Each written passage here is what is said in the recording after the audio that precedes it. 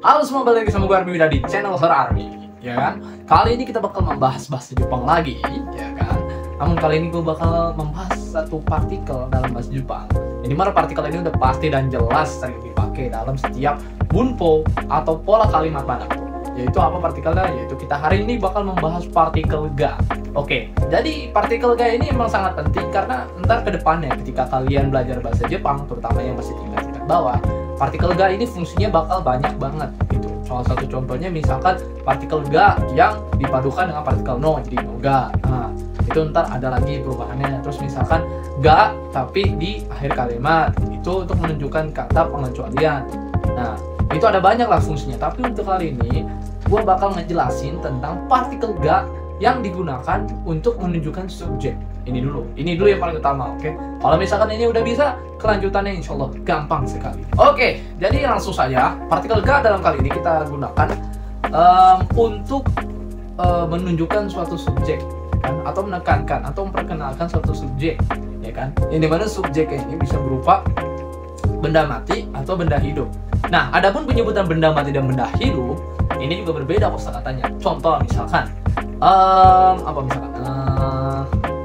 benda apa yang ada di sini? Oh iya, misalkan hong, gitu kan? Misalkan dalam kalimatnya itu ada buku. Nah, itu digunakan partikel ga. Jadi penyebutannya seperti ini.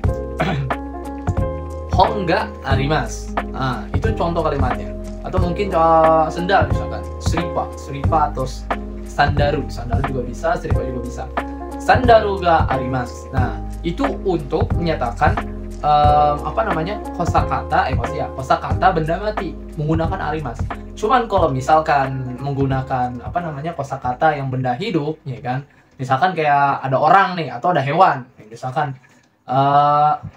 akuarium nih sakana ga imasu. Nah, menggunakan imas, yang dimana imas ini digunakan untuk kosakata, ya, kata benda, yang dimana kata bendanya itu hidup. Kata benda hidup di sini konotasinya yang pastinya hidup. Contohnya kayak misalkan hewan dan manusia.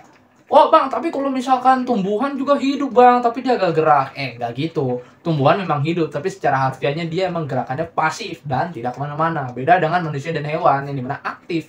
Gitu. Jadi itu dikatakan hidup seperti itu, gitu kan. Wah bang, kalau setan gimana? Ya itu lu cari sendiri lah, gue juga gak tahu itu gimana. Oke, kita lanjut. Selanjutnya, nah itu tadi dua contoh yang gue kasih, arimas dan imas. Bedanya kalau arimas itu untuk kata benda yang tidak hidup dan imas untuk kata benda yang hidup. Oke, sampai sini mengerti? Nah, tinggal kalian bikin contoh-contohnya sendiri aja dulu. Nih, misalkan contoh lagi, misalkan apa yang itu? Contoh. Nah, misalkan kayak ada TV, terebi ga arimasu. Nah, terus misalkan kayak lampu, dento ga arimasu, sorry. Nah, ya.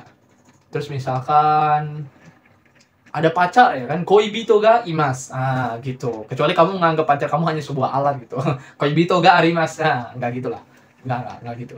Oke, jadi mungkin ini aja untuk pembahasan kali ini. Kedepannya gue bakal terus ngebahas tentang partikel-partikel dan juga bunpo di bahasa Jepang, terutama bahasa Jepang untuk para pemula seperti kalian. Oke, jadi sekian video kali ini. Terima kasih sudah menonton dan sampai jumpa. Dadah.